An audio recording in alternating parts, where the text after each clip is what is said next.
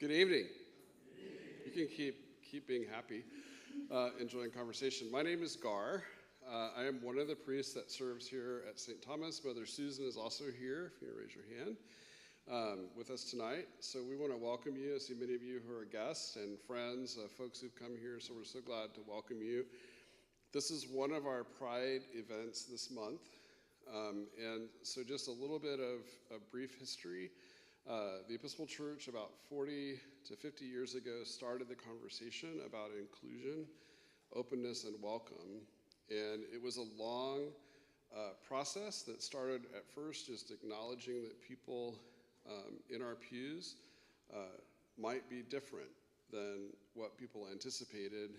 And it moved from that to full acceptance and to now when no sacrament or no reality in the Episcopal Church or no office is limited by anybody who would seek that. In other words, we're accepting of all people, and so it's really important for us. St. Thomas began to be more intentional about their openness and welcome and to plan these events a few years ago. John, our illustrious leader, who can't be here because he had surgery a couple days ago or yesterday. Seems like it was a month ago.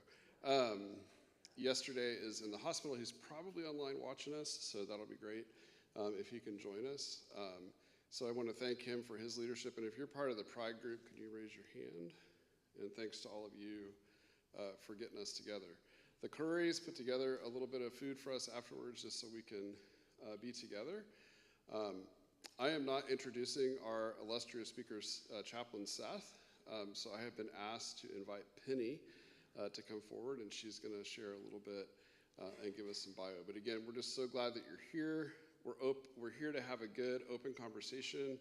The purpose of our speaker series during Pride Month is to give people the opportunity to ask questions, to be inquisitive and to be curious, and to come to deeper understanding of the breadth of God's creation and the humanity that we have before us. So just so glad to welcome Seth here tonight. And then Penny, if you want to come up and say a few more, and I've got the right phone, just to make sure I didn't take yours.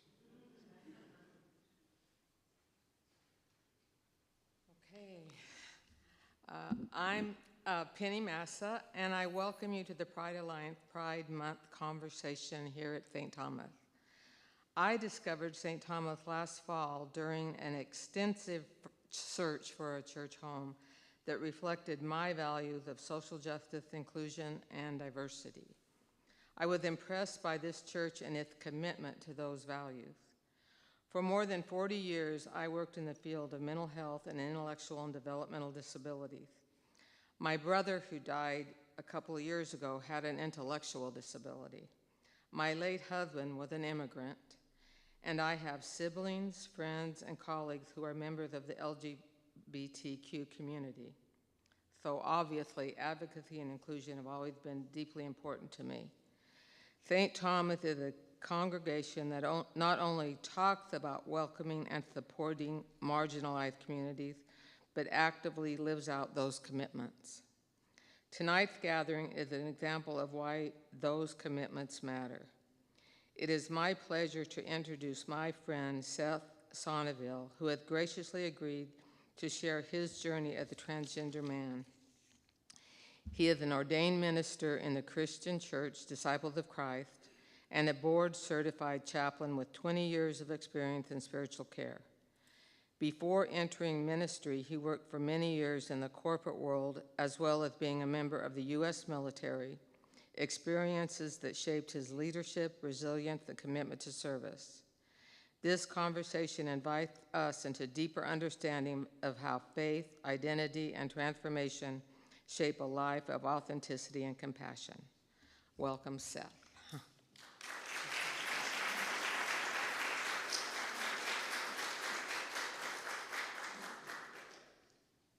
I'm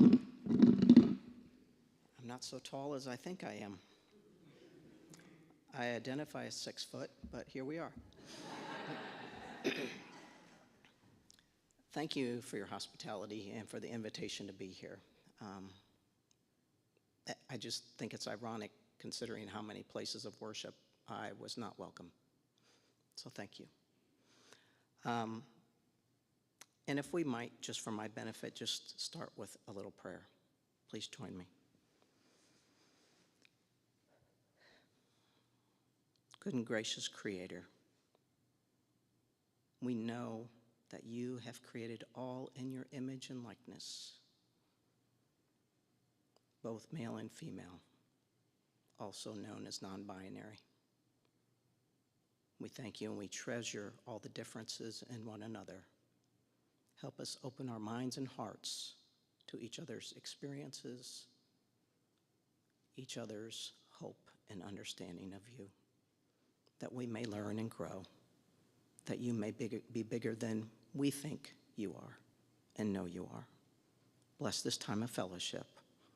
We pray this through the Christ and the Holy Spirit. Amen. So, I was born a while ago. It's been a number of years. I was born in 1960, on September 1st, into a good Catholic family. Don and Tina had already had 2 children. My sister, Christine, was 3, and my brother was 2, Jim. And I was born Beth Ann.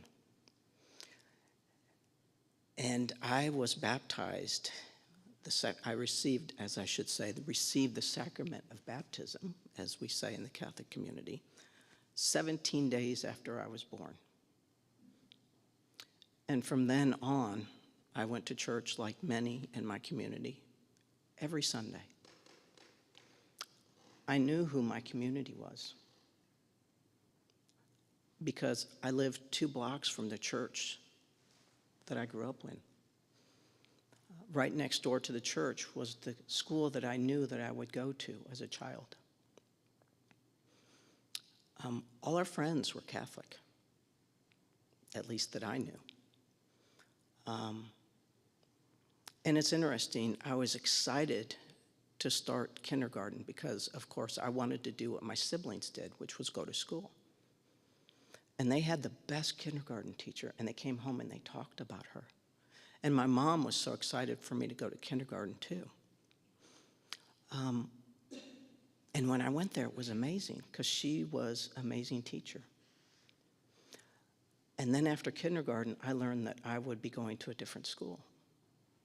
And I didn't understand. They said, well, we go to a Catholic school. I'm like, but why? This teacher was so kind and she treated us well and you loved her and we loved her. Well, we don't go to public schools. We go to a Catholic school. So at a very young age, I learned this division based on religion. And then another interesting thing happened. Halfway through 1st grade, my dad, who worked for the U.S. Army in civil service, he received a transfer over to Italy. And we moved to Vicenza, Italy when I was halfway through 1st grade. And since he wasn't military, we did not live on the military base. We lived on the economy in an apartment building with Italians. But I went to school on the Army base. But what intrigued me the most was when we went to church on Sunday. We went to the same building that the Jewish community used on Saturday. And we used the same building that those Protestants used on Sunday. And that really surprised me. Because even at that age, I knew that back home, our Catholic church was just for Catholics. It was a sacred place. It was a beautiful place. The church I went to growing up was just stunning. Stained glass windows. It was built by a Belgian community that had immigrated to Moline, Illinois, which is where I am. If any of you know John Deere International Headquarters, my hometown. And this Belgian community built this beautiful statuesque church, and it was lovely. I loved going there as a kid. I just felt like, these are my people. This is my home. This is where I belong. Another thing happened when we moved to Italy. The teachers treated me differently than what the Catholic sisters did in 1st grade. because they talk to the students as students. All of the students are going to do this, this, and this, and learn this, this, and this. And it was kind of contradictory to a lot of things that occurred in my Catholic school, where the boys are going to do this and the girls are going to do this. And I really struggled with that at a very young age. But then I back up a little bit, and I struggled early on with a lot of things, even with my own mother. My mom and I seemed to butt heads from the day I came out of the womb. And I apologize if I'm talking in circles, but I don't have a script, and I just kind of talk as I feel I need to. But my mom and I, at a very young age, just were always arguing about everything. And most of it was about the clothes I wore, how I acted, and how my hair was. And, you know, it started very young that I felt like she didn't like me. And so I think naturally I gravitated toward my dad. And I really gravitated toward my brother because he and I had similar interests from day one. My older sister, I had no interest in doing any of the things that she was interested in doing, which was a problem because we shared a bedroom. And you could tell which side was my sister's and which side was mine. There was like this invisible line down the center. She had on one side all these dresses and shoes and hair things, and, you know, they were strewn all over the bedroom. On my side, my bed was made, my dresser, all the clothes were in it, they were folded, the socks were assorted by color. You know, it was just, we were just the odd couple sharing a room. And that continued throughout my childhood. But I really loved living in Italy because when my brother started playing baseball, the coach let me practice with them. Oh my God, I fell in love. I mean, I thought, man, if I could do this for the rest of my life, play baseball, I would love to do that. I went to every practice. I practiced with my dad and my brother. And finally, my dad bought me my own glove, you know. I'm left-handed, and being left-handed in the Catholic Church at that time was still forbidden. Yeah, it was a sin. Woo, which my mother cursed the Catholic sisters at this point for beating me to try to write with my right hand. But I tried to learn how to do everything with my right hand. It just wasn't working. So my dad bought me a left-handed glove of my own. Man, I thought I'd died and gone to heaven. It was great. So I was so interested in baseball, the coach actually gave me a uniform. And he asked me to shag the bats as the players went up to bat. And I was like, oh my God, this is like awesome. And the same happened similarly with football when my brother went out for football. Neither of us were all that good at football, but when he went to practice, I practiced as well. When he and Dad practiced, I was out there. And, you know, throughout our years, he would just, and I didn't know this for many years, but he would always complain to my mother, she is so much better at every sport than I am. And of course, I knew he wasn't going to tell me that, but, you know, the neat thing about my brother is he probably could have been a coach if there was a profession of coaching when we were growing up, because he coached me in everything. He taught me how to ride a bike. He helped me to play baseball. He taught me how to pitch. He taught me how to throw a football. And every time we went and played with other kids, he would always choose me first to be on his team. And I was like, okay, you know? I thought that was pretty much an honor to be selected first by my brother. And so I really loved living in Italy and going to school there and just participating in different things. Not only that, but our family traveled extensively while we were there. We lived in Vicenza, Italy, which was 30 miles from Venice. And I love going to Murano. If you've ever been to the island of Murano where they blow glass, fabulous. I love watching people do that. It's quite the skill. But we traveled through numerous countries, and every time we would get to a new country, my dad would stop us and say, now, the people here speak a different language, and they have a different government than what we have in the United States. But there are kids here just like you that have hopes and dreams for their future, just like you. And I'm like, why does he keep saying that to me? Why does he keep saying that? And it wasn't until we moved back to the United States into the same house, the same church, the same school that we had left, that I started realizing some things. Got back to this situation where it was boys over here, girls over here, this thing about America is the greatest country, and I'm just like, and then talking about people of other faiths. Catholics are the only ones going to heaven. Everyone else is going to hell. Like, but we used to go to church in the same building with Jewish people and Protestant people, and they were kind. I don't understand. And I continued to go on, and at that point, my mother started again reinforcing this idea of femininity. I'd like somebody to spell it and define it for me because I don't understand it in my being. But that was something that she continued to try to ingrain in me as I was going through grade school. And then something happened. My uncle, who was my godfather, he used to come over every day and have lunch with my mother. He was an integral part of our family. He would be there all the time. All of a sudden, he stopped showing up. My mother stopped answering the door when he came by. In fact, she would lock the door so he couldn't come in. When he called on the phone, she'd hang up, and he stopped coming to family events. And then I started noticing the whispering about him. He had been married, they had 2 children, but there was a problem, and I didn't understand what was going on, and so I just kept paying attention.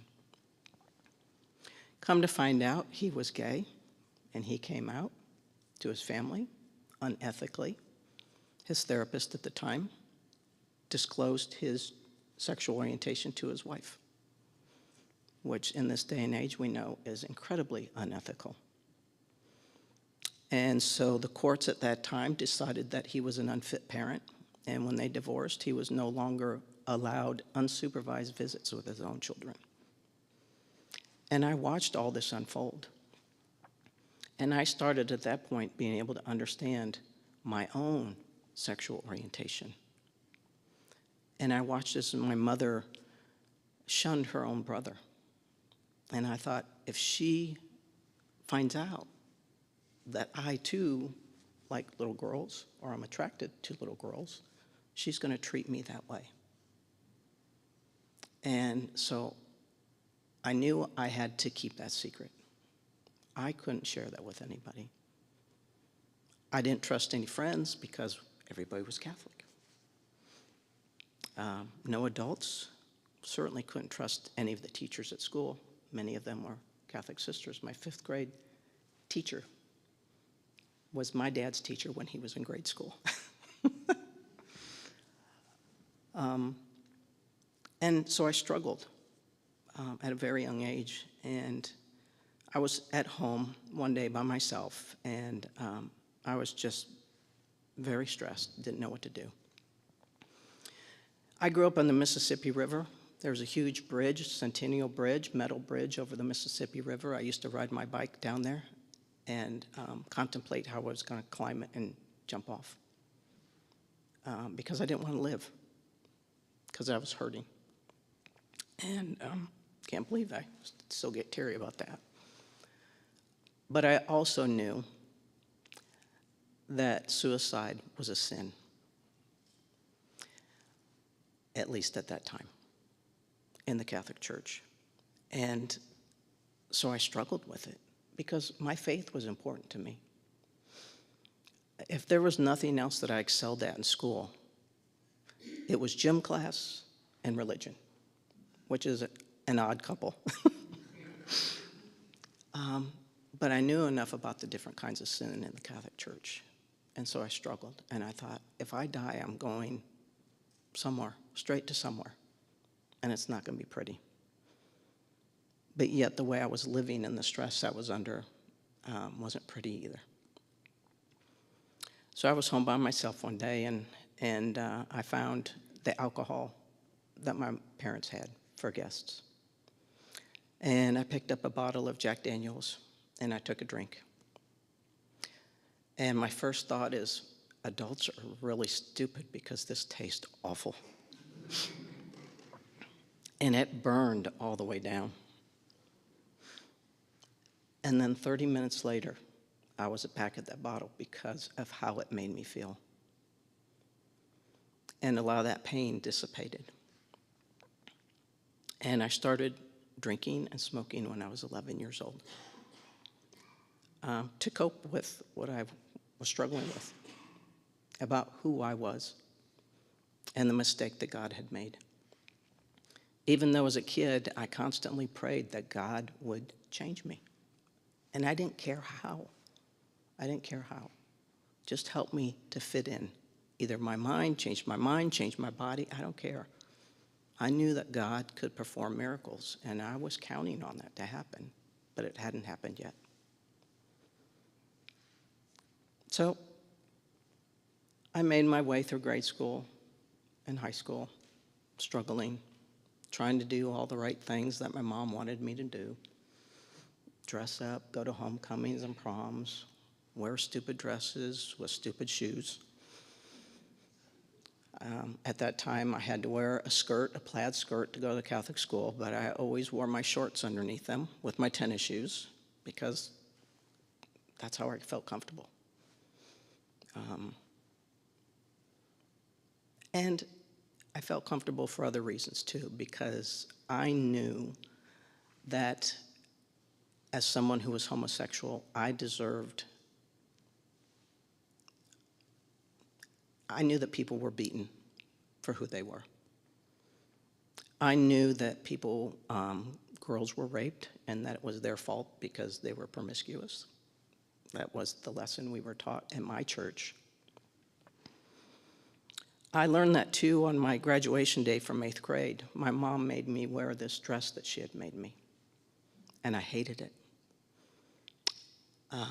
Halfway through the party, my uncle, who had been drinking, as always, grabbed me by the arm, pulled me into a chair, sat me on his lap, and started putting his hands underneath my dress and into my underwear.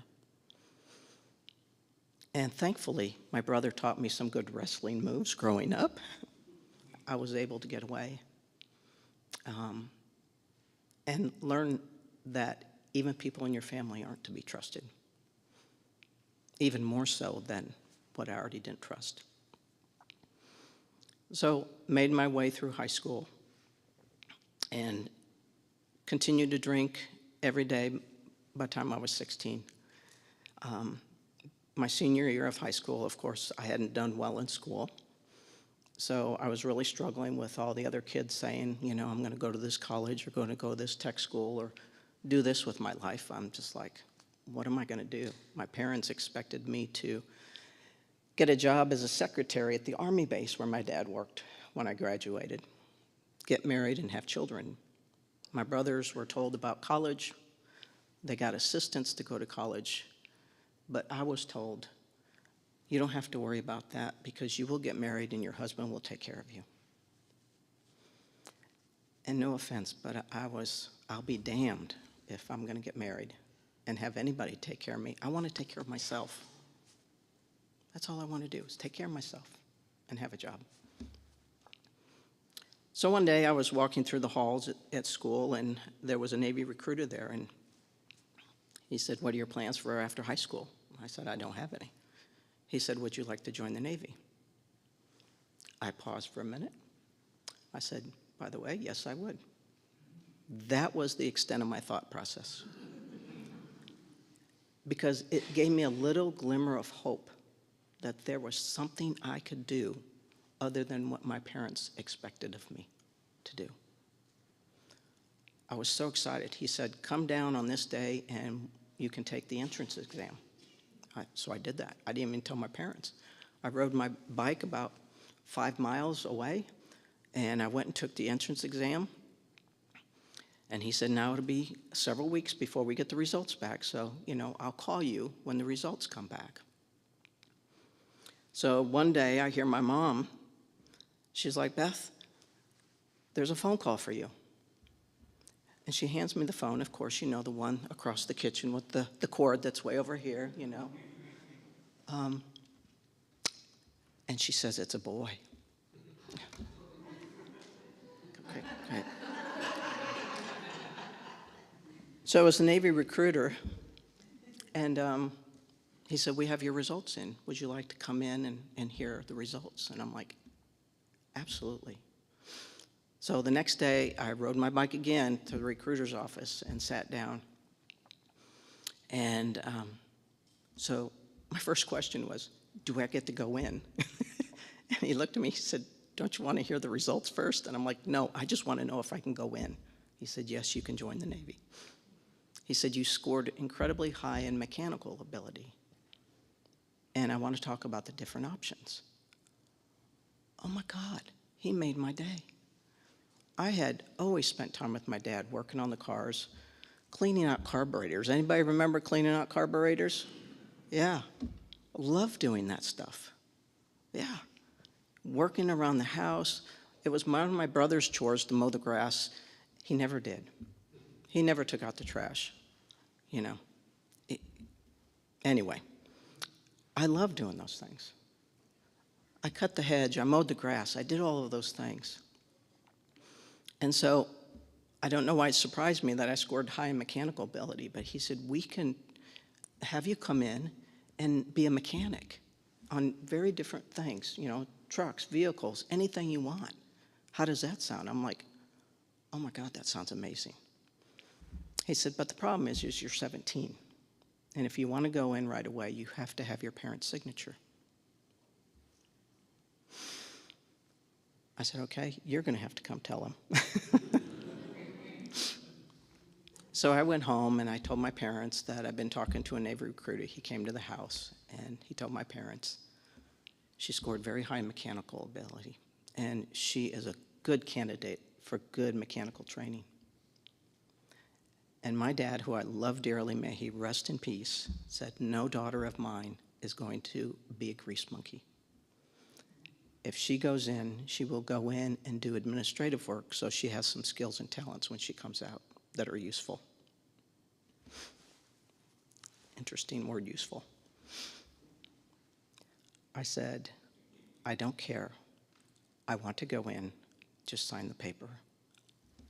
I just was so desperate to leave home because it wasn't my home. My parents' home was never my home. I never felt comfortable there. And so they signed, and I would join the military February of my senior year when I was 17 years old, and looked so forward to joining. And when I got to boot camp, it was amazing because I met people like me, other women who looked like me. In fact, some looked more masculine than me, which kind of frightened me. And it was amazing. I had always been physically fit. I finished my final physical fitness test my first week there, which really wasn't that big a deal. And so they put me on the precision marching team. They also asked if anybody had any experience with religion, and I said I did, 12 years of Catholic education, and so they made me religion petty officer. So every week I would go to the chapel for the chapel meetings to learn about the chapel services and the different things available to the recruits. I had a lot of autonomy in boot camp. I don't know why people complain about boot camp. It was a breeze. And then I got promoted out of boot camp. I'm like, who does that, It was like one of the best times of my life. I only drank twice when I was in boot camp. I was there over Thanksgiving, Christmas, and New Year's. And so we had host families who would invite us to their homes for those holidays. And typically they had beer there. So those were the times that I drank. I wasn't drinking in boot camp. And then I went to apprentice training to be, a yeoman, which is what they called us. And because I had done so much of that in high school, learning to type, because I couldn't do anything else when I had a hangover every day, I took all the typing classes there was.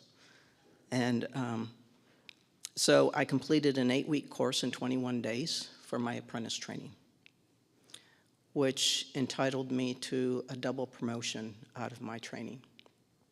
So I went from being a recruit, an E1 in boot camp, to getting to my first duty station, which was Washington, D.C., and being a petty officer, third class. Well, no, second class. I didn't even ever went third class.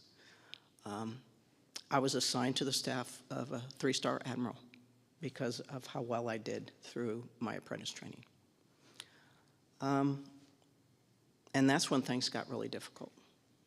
That's when people started scrutinizing who I was again, paying attention to who I associated with outside of work.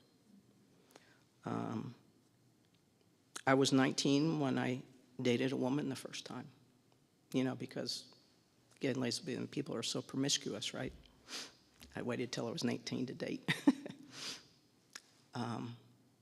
And it was only people that were also in the military. And because it was such a new experience with me, I shared it with someone in the barracks, and she turned me into my supervisors at work. So they called me into their office, and they said, well, we heard that you're dating women, and we're going to investigate. And if we find anything out, you may be subject to discharge.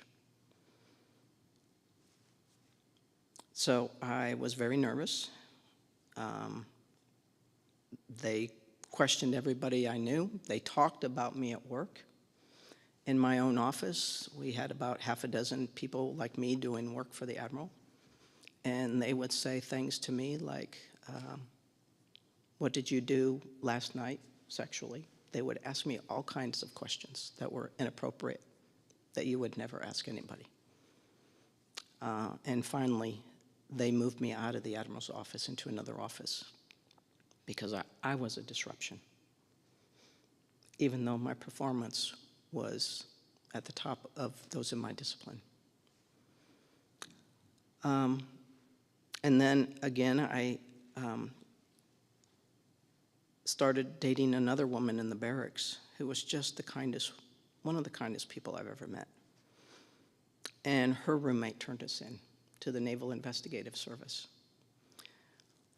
Naval Investigative Service investigates crimes in the military.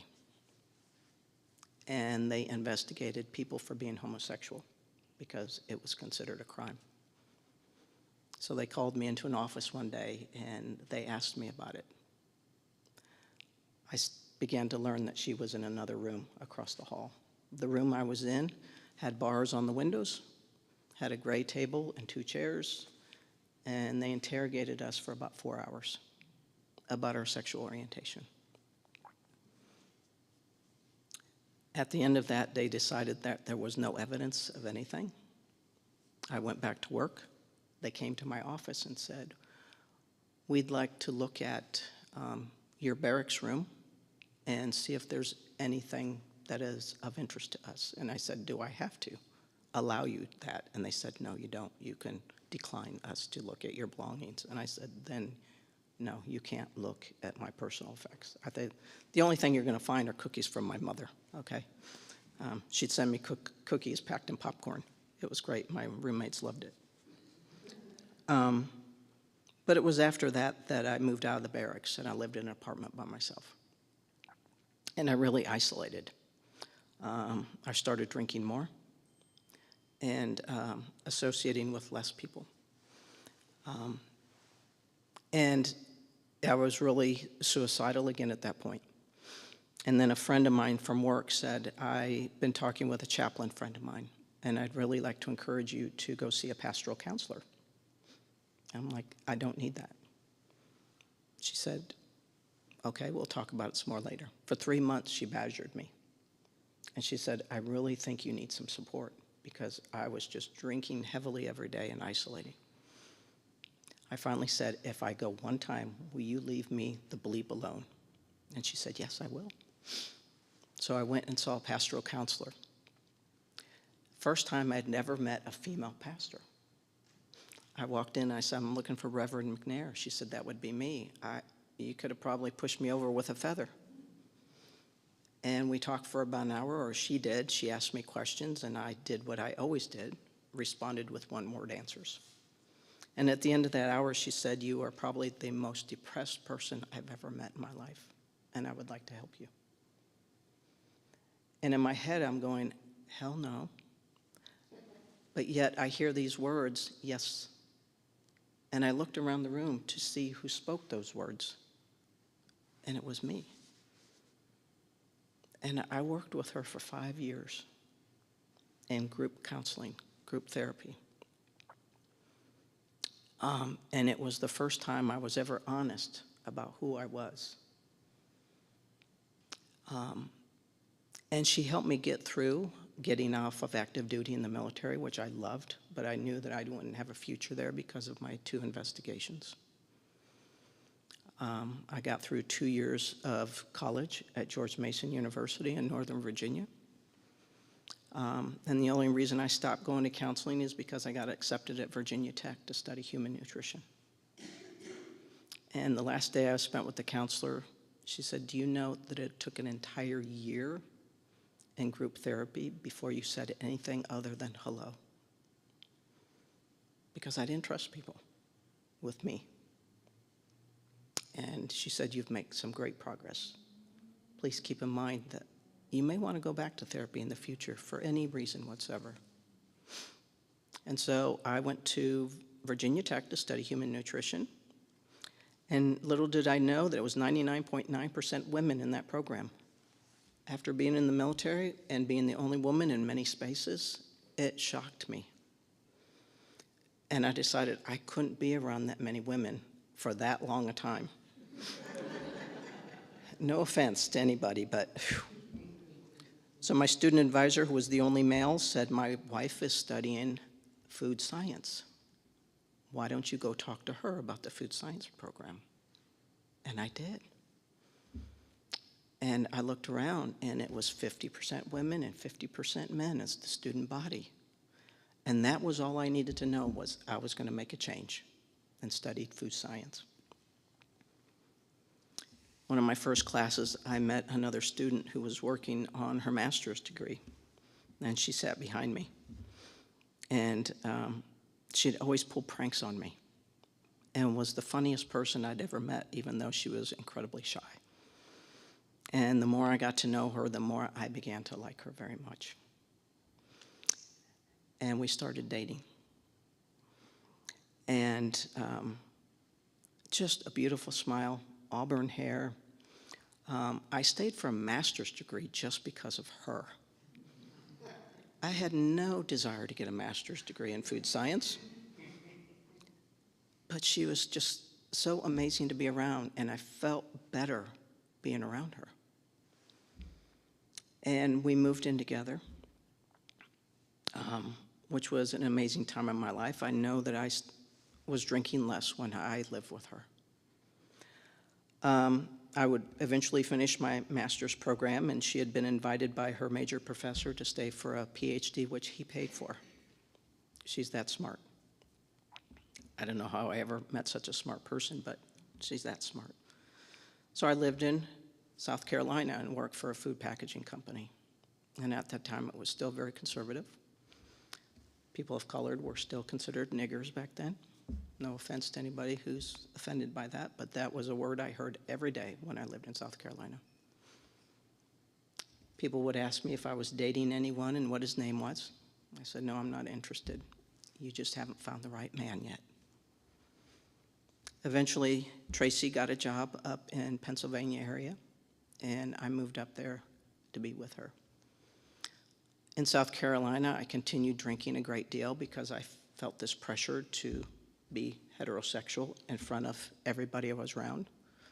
I kept trying different churches, but realized that unless you were Southern Baptist and conservative, it wasn't really a safe place.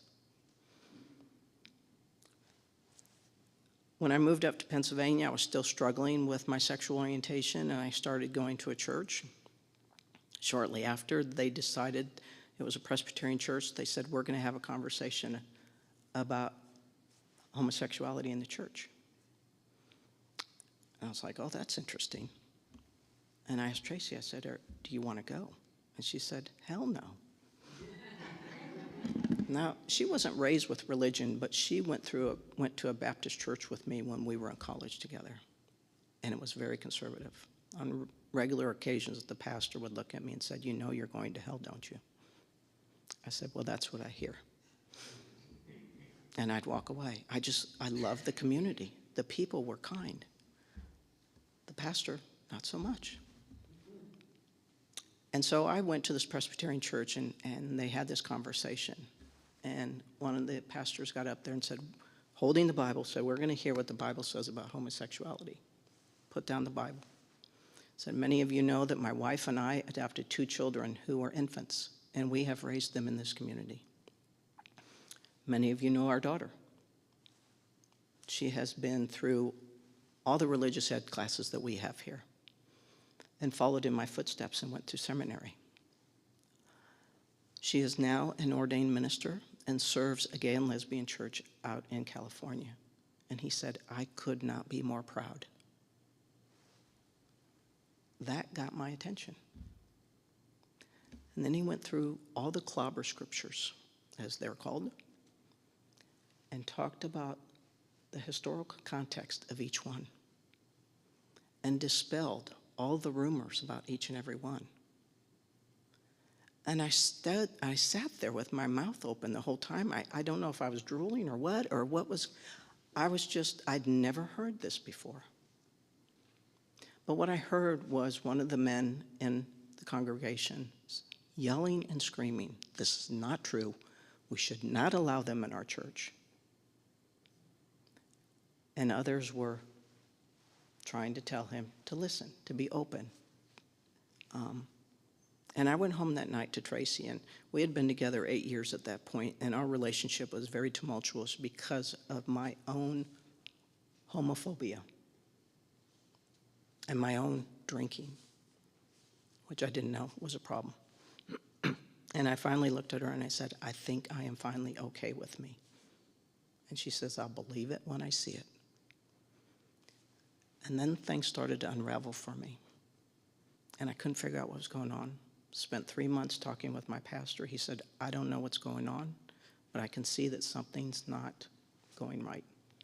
He said, you might want to go see a doctor. I went to my doctor. We can make you an appointment 3 months out. Do it. Finally got in there. 3 months, I waited. And she walked in the room and she looked at me and she said, you have been calling every day for 3 months trying to get in sooner. What is going on? Well, it shocked me that I didn't realize that I was calling every day trying to get in sooner. I was in that much pain. Something was going on. Something wasn't right. And she just sat there and asked me these questions and listened to me. And I answered them as best as I could. She said, I'm going to help you, but you have to do 2 things. Take this medication and do not drink. And go see this therapist and do whatever she says. I'm like, I'm doing it. So I did. Went to see the counselor. Finally, after a month, I said, when can I start drinking again? She said, why? I said, because I want to go out with some friends and have a drink. I didn't have friends. I just wanted to drink. She said, let's talk about it. Another month went by. When can I stop taking this medicine? Why? I'd like to have a drink. Let's talk about it. Finally, she got me talking and said, I'll tell you what, we can talk about you stopping the medication if you do one thing. I said, whatever it is, I'm open to it. She gave me an address, date and time, go to this meeting. I did. I went to this meeting, and these people were talking about all these things, and drunken driving and divorces and losing jobs and all these things. And I went back to my therapist and say, these people have a problem. I don't know what it is, but they've got a problem. She said, go back again next week. So I went back again. Of course, I'd arrive late and leave early. I hear all the horror stories these people were telling. And a year went by since I saw my doctor. I mean, I went every day, 1 day a week. My therapist got me to go. I was like, I don't know what this is all about, but I'm going, because she said I could get off this medicine. A year went by since I saw my doctor, and I went for my annual physical. She walked in the door, and she looked at me, and she was in shock. She said, you look like a different person. She said, it really was the alcohol, wasn't it? And that's when I realized that I had a drinking problem.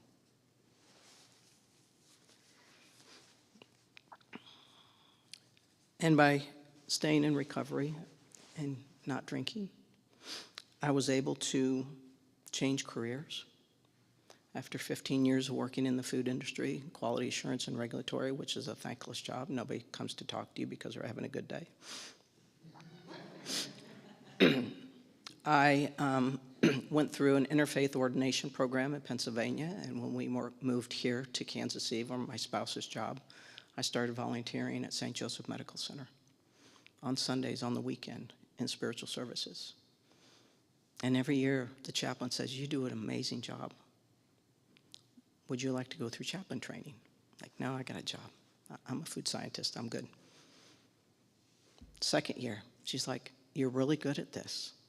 Would you like to consider going through chaplain training? I said, tell me what that's about.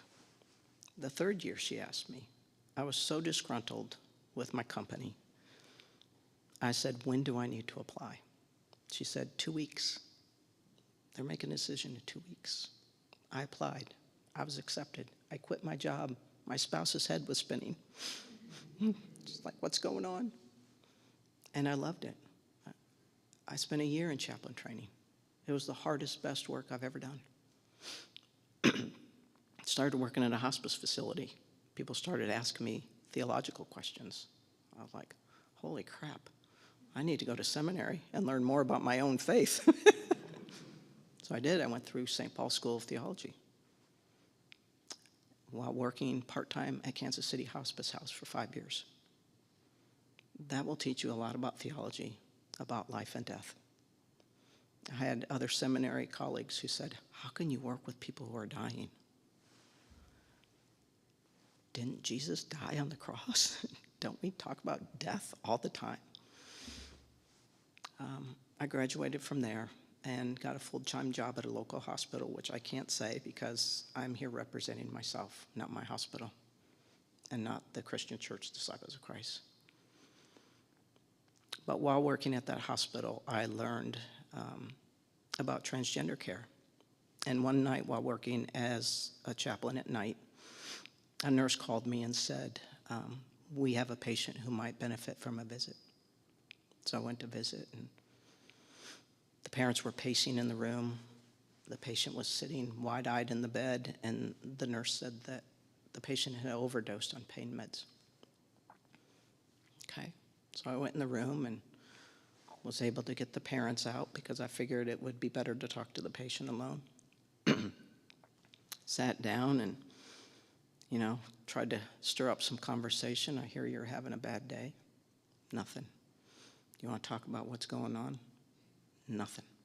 I'm like, well, I am a strange adult.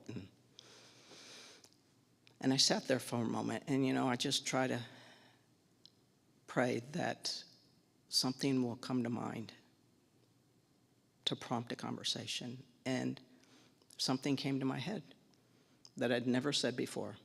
And I looked at this kid and I said, if you were afraid that somebody would find out something about you that you would be afraid they'd find out, what would that be? And the kid's eyes just got just this big. I'm like, whoa, that sparked something. And the kid looked at me and said, I'd be afraid people would find out I'm transgender. Like, well, I didn't have that on my bingo card. I said, okay. And I said, how did that feel to tell me? And they said, well, you're the first adult I've ever told. And I said, I thank you for trusting me. And we continued to talk, and here this kid was not even old enough to drive, but knew all the medical interventions for transitioning from male to female. I said, so what's the problem? And the kid was already in college, taking college courses. Smart, bright kid. What's the problem? I'm an only child, and my parents have hopes and dreams for my future that don't coincide with who I am, and I don't want to disappoint them.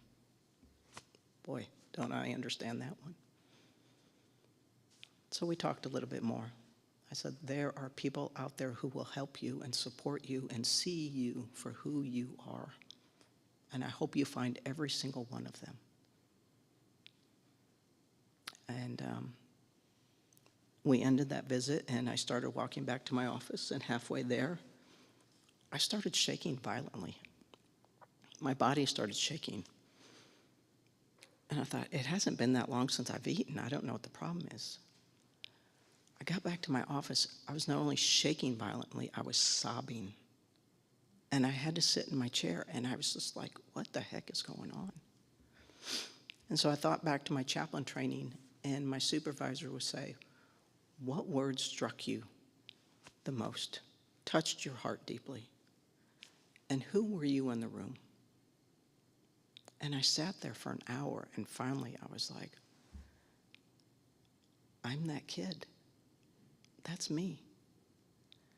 And for a brief moment, I had this feeling of elation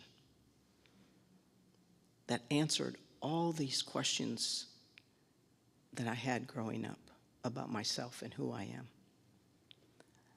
And then I thought of my spouse of 25 years and my parents.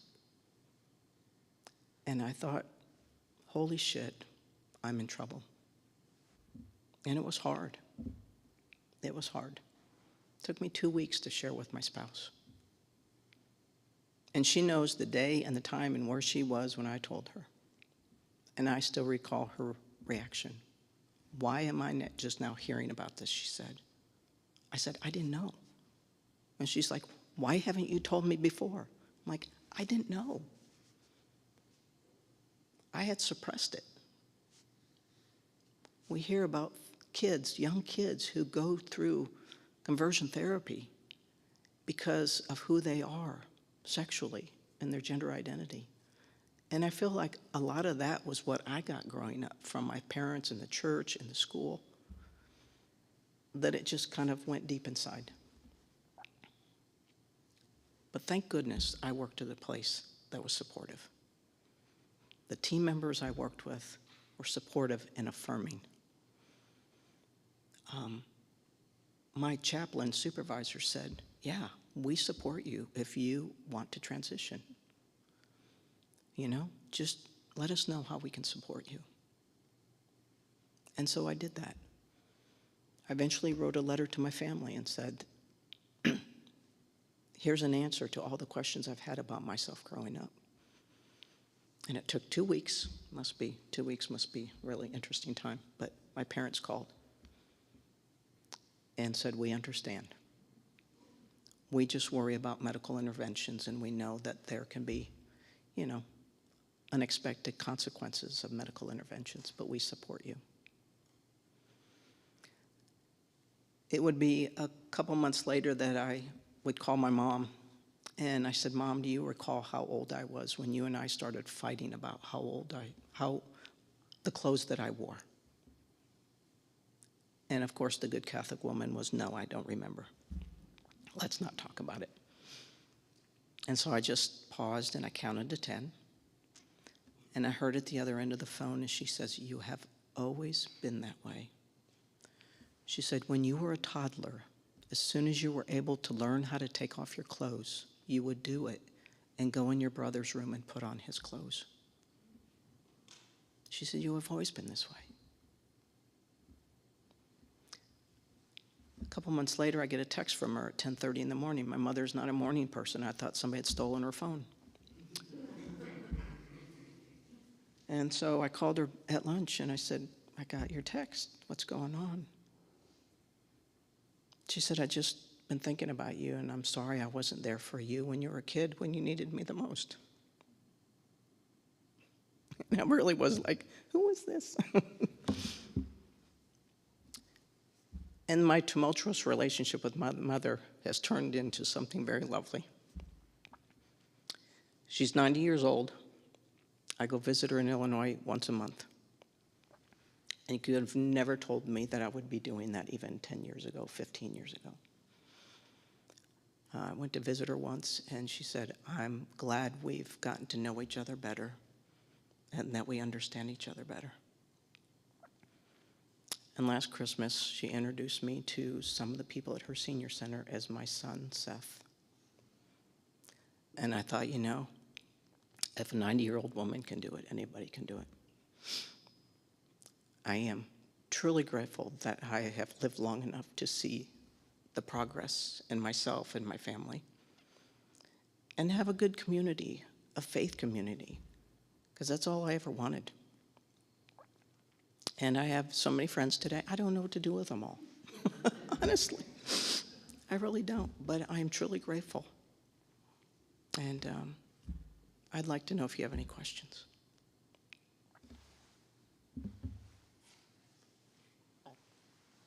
Yes? Are you and your spouse still together? Absolutely. We've been together 30, I'm not a mathematician, since 1989. Yeah, 37 years, yeah. She is amazing, incredibly smart, incredibly thoughtful, an incredibly good cook. And yeah, I'm really grateful for her. And a good cook, yes. My friends know. What helped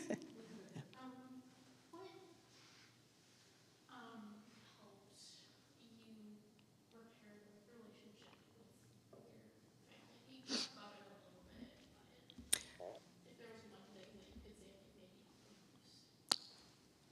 I would say hope. I read every day Father Richard Rohr's Center for Contemplative something or other, CAC.org. Yes, Center for Contemplative Action. Man, what a source of hope. And in today's reading, meditation today, talked about deep hope can't be suppressed by bad circumstances. Hope transcends the conditions of your circumstances. And even though my faith has been such a sticking point in my life, it also has been such a great source of hope for me.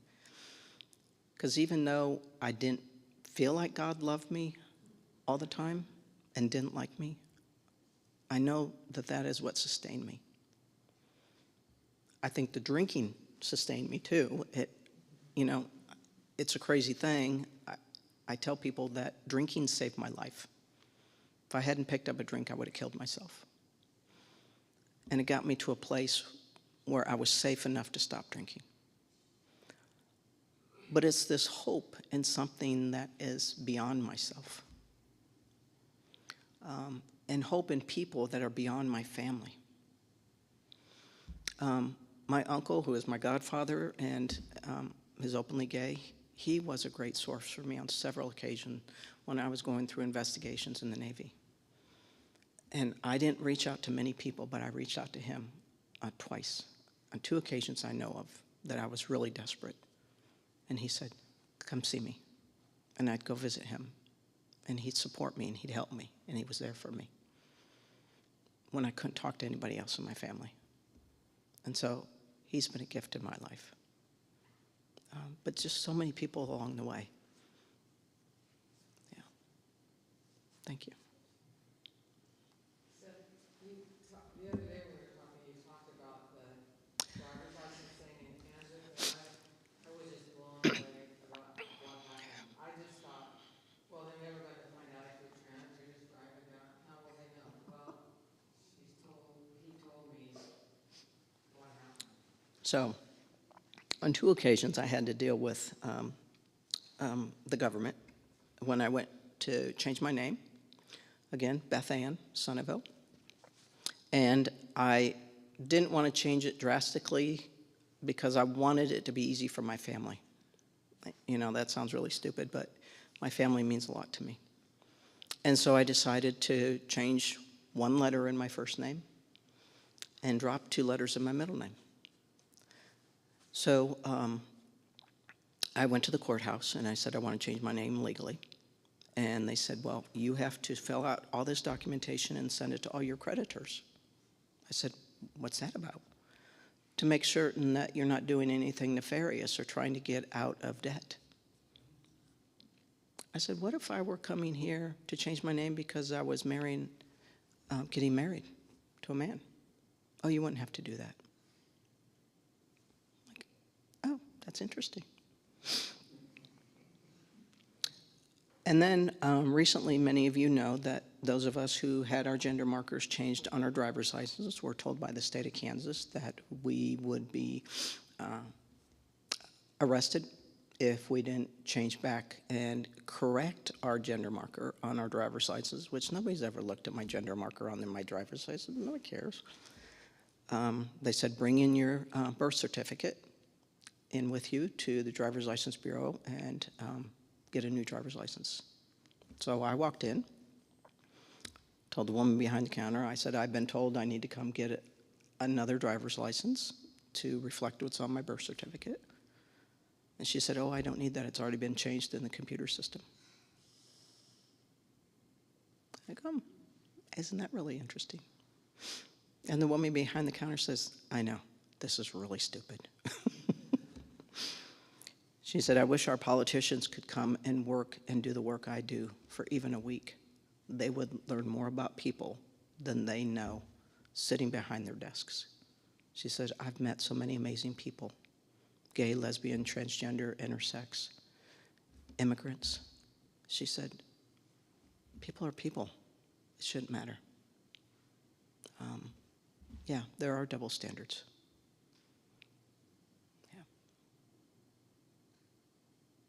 Yeah, Fred. Thank you very much for sharing your story with us. It's very beneficial and enlightening. My question is about just starting conversation. I think within our families we have our own certain roles, and no matter how old you are, sometimes you're still in that role. And I think you kind of alluded to that with how to have that conversation within our families.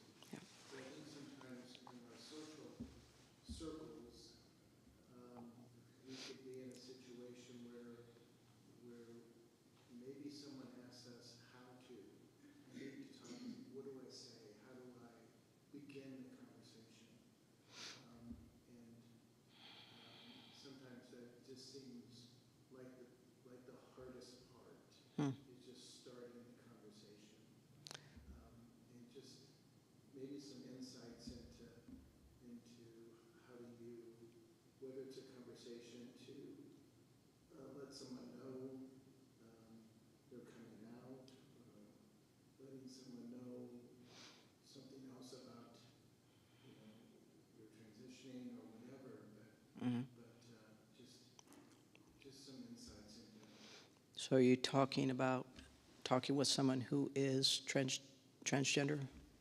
Well, either that, I think, so what I'm thinking is, like, within our family, my nephew's gay. It was like, we didn't talk about it until one day my brother, driving in a car, said something about Max. And I thought, okay, the door is finally open. Yep. But we didn't really, it didn't seem like we could ask. I don't know why. But we were kind of waiting for someone, either my brother or my nephew, to say something. Yeah. Just so they could hear us say that we support you. Yeah. Whatever your life, wherever your life takes you. And that's hard because even my letter to my family, I said, I know you may not understand, but I hope you'll ask me questions. And none of my biological family has ever asked me questions. It was my former sister-in-law who asked me a plethora of questions in front of her sons who kept saying, "Mom, shut up. Mom, shut up." I was happy to answer, and I kept answering. They were uncomfortable. I wasn't uncomfortable. And of course, the mother really doesn't have many social skills, but she asked some really good questions, so I was happy to answer them. You know, I think to be open and say, you know, can we talk about this?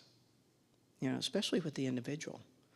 I mean, individuals who I know who are transgender, gay, lesbian, even intersex, want to tell you who they are. And it may not even relate to their sexual orientation or gender identity. But just ask them questions about themselves. For many years, people wouldn't ask me anything about myself. You know, and sometimes that's still the case. It's interesting. I was working with many people who their anatomy is different, and in the hospital. And so I reached out to the intersex community, international intersex community. I said, can I come to one of your annual conferences? I want to learn more about the intersex community. And it was amazing. They said, yes, please come, but please just be very discreet. I sat next to a young girl at lunch one day, very feminine, very cute, very bubbly. And I said, tell me about yourself. And so she told me about when she was a toddler, her mom was changing her diaper and stood her up, and all of a sudden these two bulges came out of her abdomen. And her mother was like, oh my God, laid her back down. It's like, what's going on? Stood her back up, two bulges came down. And took her to the doctor, the pediatrician, and said, what the heck is going on with my daughter? They ran a bunch of tests. Come to find out, her daughter had testes. And over the years, the doctors would make decisions to do corrective surgery. And many of these young people have scars in their body that they have no idea why they got these scars, because their families wouldn't tell them about them. But a lot of families nowadays are allowing their children to grow up with the anatomy that they have, and this young girl was allowed to do that. And she looked at me and she said, my best friend says that I'm her only female friend that has real balls. And she was so proud of who she is, and she had no problem with who she is. And I thought, isn't this the way life's supposed to be? Our God, this creator, creates, doesn't use cookie cutters. Every single one of us here are different. I have twin nephews. They're identical, but by God, they are so different, even though they have the same genetic makeup. We're supposed to be different. Body, mind, and spirit. We're all three in one. Not the same. Sometimes. Many people are cisgender. Not everybody. If our Creator is really creative, as we believe, there's a lot of differences, more differences than we acknowledge in this world. I don't know if I answered your question, Fred. Just, you know, be open, say something. Advocate for you want to learn more. You want to know more about your family, your friends. Yeah. Yes? You mentioned earlier something about, I think I thought you said clava laws or something? Clobber laws Clobber? is what some of the scriptures have been called in the past. Is there a book that we can get to read more about that or something? What'd you say? I mean, you can go on the internet. You can find everything on the internet anymore. Yeah. But the one that really got to me was about Sodom and Gomorrah. And the pastor talked to us about that. And, you know, back in those days, there weren't hotels in communities. People who were strangers passing through town, if they didn't know somebody, they slept, you know, in the circle, you know, in the center square. And even like nowadays, we don't like strangers coming into our towns. So they talked about these strangers coming into town to visit Lot. Well, the people of the city, the men, because women weren't considered full citizens at the time, they wouldn't have been mentioned. It would have been said the men of the town came to Lot's door. They wouldn't have said the women, because women weren't citizens. But it wasn't a city of gay men. It was the people came to discriminate, oppress, gang rape these strangers so they would not come back. That's how we treat strangers, right? I mean, look how we treat strangers in our country. Yeah, we lock them up, treat them like animals.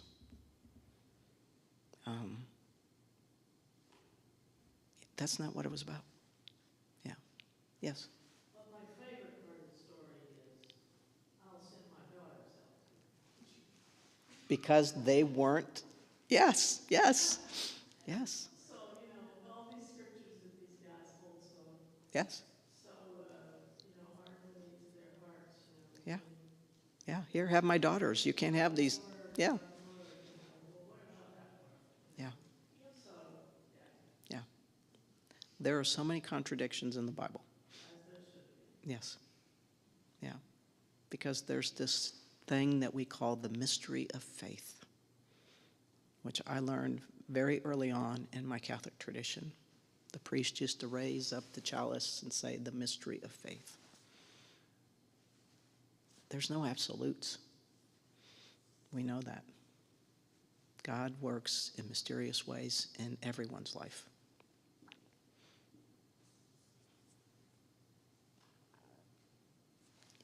Did your family ever come to accept your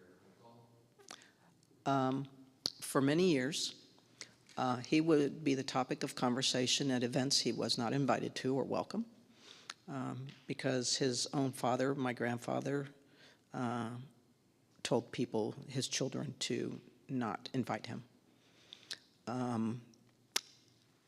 Now he's the one that organizes family gatherings. In fact, in July, I'll be going back home to visit my mom, and he's organizing a family gathering at her senior center. So our family has come a long way. Yeah.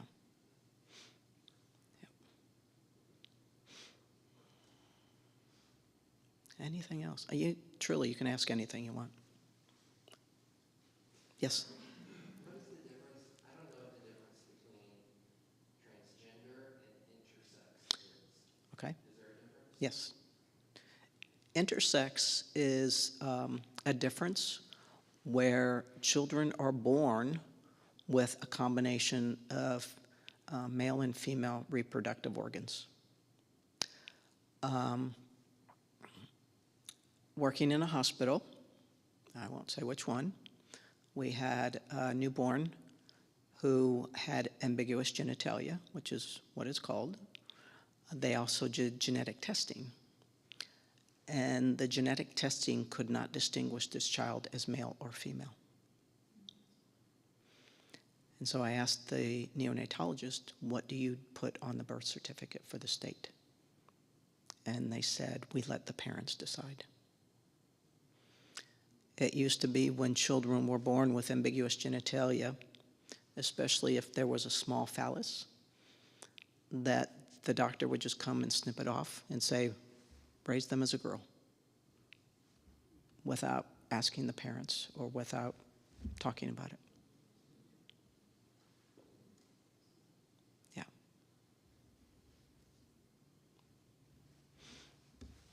Yeah. You so much. But I'd like you to explain or kind of give us an insight on how you treat, how the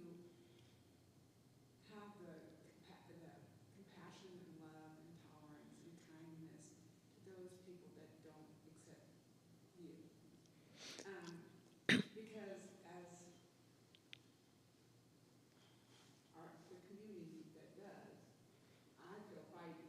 I get really fighty whenever there's people that push back, Mhm. that really don't even have the same views as me, that don't have the respect and tolerance for the transgender community. And I just think you have such a great view and just the way you handle that thought process. So I thought it would be really great if you could kind of help us to do that. So how do I deal with people who don't agree with my gender identity? And I have that in my immediate family. Again, growing up, my brother, to me, was my best friend. We spent a lot of time together. That changed when preteen years. I always felt like he treated me like a brother until hormones. That changes a lot of things. When I told him I was transgender and I was changing my name and having what we call a top surgery, he said, "I disagree." What do you say to that? He is very conservative. During this last election, he did everything he could to help bring this current administration into being. I talk to him many times a week. He's still my brother. I still care about him very much. I can't change his theology. My best thing I can do is be me. And I learned that years ago. My spouse and I were able to help friends of ours in Pennsylvania care for their 2 young boys because both parents traveled for work. And so we told them, we can help you. When the oldest one was born, we got a crib in our home.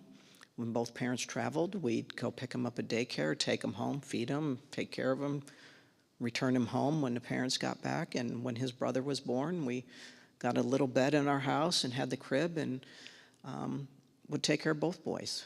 When the oldest one turned 8, we asked the parents if we could take him on vacation with us.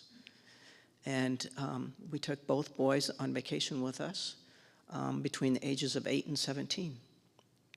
We took them separately because the boys would argue when they were together, and we swore we'd never do that again. We did it one time, but we really wanted to focus on the one kid at a time. And we learned so much by traveling with them. It was like we were given a gift to ourselves by traveling with these 2 young boys. And we were just a big part of their life. And my friend Linda, her mom came to visit from Virginia one weekend and went back on a Sunday. And Linda called me on Sunday night. And she said, "I just got a call from my mom. She just got back to Virginia. And I just wanted you to know what she said." She said, "I have really appreciated getting to know, at that time, Beth and Tracy." Actually, to the boys, we were Tracy Beth.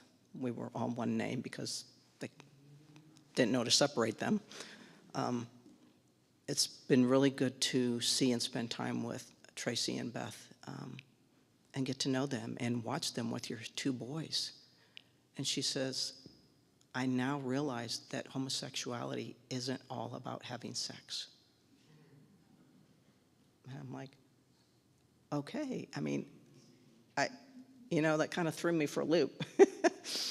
But that's the myth out there, that we're promiscuous, we have multiple partners, that we have sex at every turn. If we do, I'm really missing out. I've got a lot of catching up to do. But it's about like everybody else. I want to be in a relationship with someone who is special.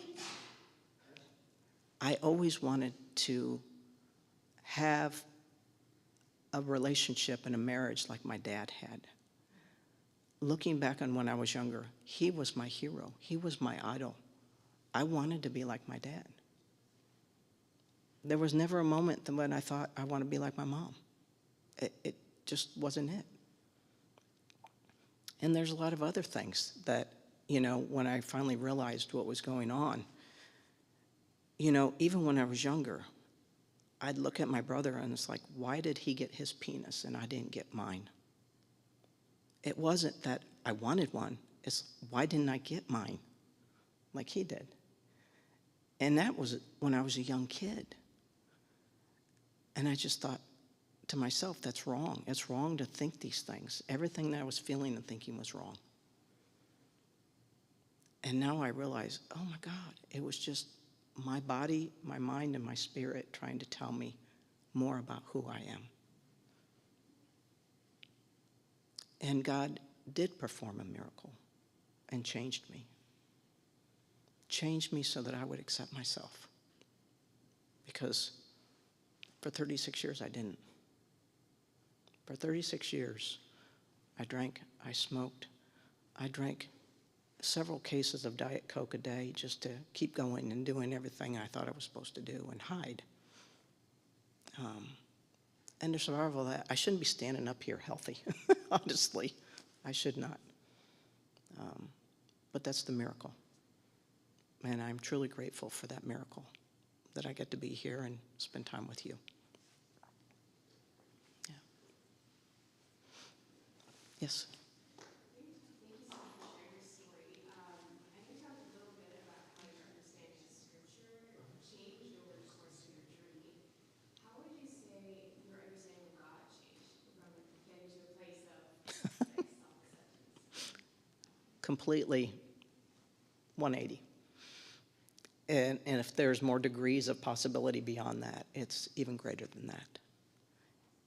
I grew up with this Father God, this authoritarian, somebody who's counting, measuring. And that's not what the Spirit of the living God is about. That Spirit wants the best for each and every one of us. And that looks differently for each and every one of us. What may be right for you may not be right for me. And different criteria. And that's okay. And today, I am okay with that. If you work in healthcare, you're going to see so much of humankind to know how different we all are. Even within the Episcopal community, even within the Catholic community, even within the Christian Church of Disciples of Christ. I remember being at the bedside of a woman who was dying, and she was whispering to me because she was so ashamed. She said, I don't understand the Holy Spirit. And I said, I think it's okay. I think it really is okay. I'm like, do you believe in God and that you're a child of God? Yes. I said, that's all that matters. And she was anxious about dying because she didn't understand the Holy Spirit. I'm like, it's really okay. Not many of us do. I do know today that it is the help that has gotten me through so many different things in my life. I work at a hospital where people pray for a certain outcome for their loved one. Prayer is to change me for the circumstances that I'm dealing with in life. It's not to change the circumstances.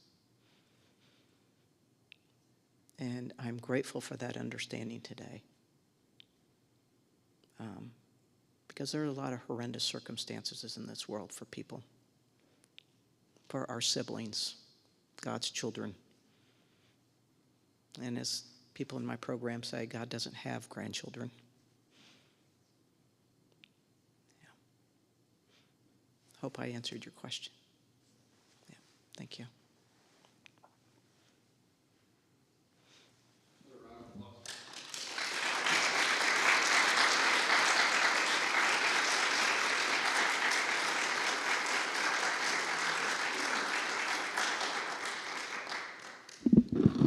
So, what an hour and a half of incredible vulnerability and willing to stand in front of us and lay your whole story out for us to take from this, to learn, to grow, and to be inspired. So, thank you so much, Seth, for being willing to share with us tonight and to inspire us in understanding and seeking understanding of others. Thank you so much. Somebody asked about the Clobber Passages. There's a really great book. But by Mel White called Clobber the Passages, which is about the Clobber Passages. There's 7 pieces of scripture Seth talked about. There's 7 scriptures that people quote. They forget all the other good stuff. Like if you have green mold in your house, you're supposed to burn it down. That's one of God's commands. I'm just saying. So it's worth taking a look at that. I would tell you and always caution you that getting into a biblical argument with somebody who's taking a side is often not worth the time. And so you're not going to necessarily win with them. But if you want to learn on your own a little bit more about what that says, you can do that. I want to share just a little bit. I am very much a straight person and have had the honor of being someone that lots of people came out to in the 80s and 90s. Starting in high school, 2 of my friends who I was in a theater show with came over to my house and explained to me about that. I didn't know anything about being gay. I kind of had an idea, and they told me, and for some reason I didn't overreact or say something dumb. I just thought, cool, and went along with it. 2 of my roommates in college came out to me as gay. One took me out to Chi-Chi's, the great restaurant, explained to me he was gay, and then introduced me to his friend, the waiter, who was more than just a friend. And we were in a fraternity together, and I was the only one that knew. And I was a social chairman, and so I decided that we would allow anybody to bring any date they wanted to at the next event because I was in charge, and my fraternity brothers went along with it. And so another fraternity brother came to me and explained the same thing. I had colleagues when I went to seminary. When I went to seminary, the Episcopal Church was not very far along in its conversation, and so there were many people who could not be out and could not tell people they were gay. And 3 people in our class came out to different people, 2 of them to me, 1 to another. And we watched as they got through the ordination process, and eventually the world opened up to all kinds of other ways. At this church, we have raised 7 transgendered people. In my time here as a priest, I'm not going to tell you who they are. That's their job to tell you. But I watched them grow from little children into full-grown adults. And thank God they had people around them that loved them and accepted them and have encouraged them along the way. So I say all that because those of you who are in the room who are allies, it is so important right now that you be allies to the people around you, that you be open and willing to listen. You can save someone's life if you're the person they come and talk to and share with you about their identity, about who they are, and about what they're wondering. And just be curious and listen and show empathy and show love. You just never know how much it's going to mean to the people that you say. So sometimes just say, cool. Nobody uses that word anymore, but and just ask questions. So anybody from the Pride Alliance have anything else to say before we go have cookies? Your favorite, Seth? All right, so we have some food and other stuff. Just one more thing I want to tell you so you don't get scared. We have an exercise group that meets here on Tuesdays and Thursdays called the Sword Guild. So there are some people in our parish hall with big swords going at each other. It is nothing to be afraid of. They're just here exercising, having a good time. They're just one of our many groups that use our building. So just so you know, if you hear clinging and clanking, not to be too concerned about it. So we'll have a reception out here, and we've got some food and water. So thanks again. Thank you, Seth.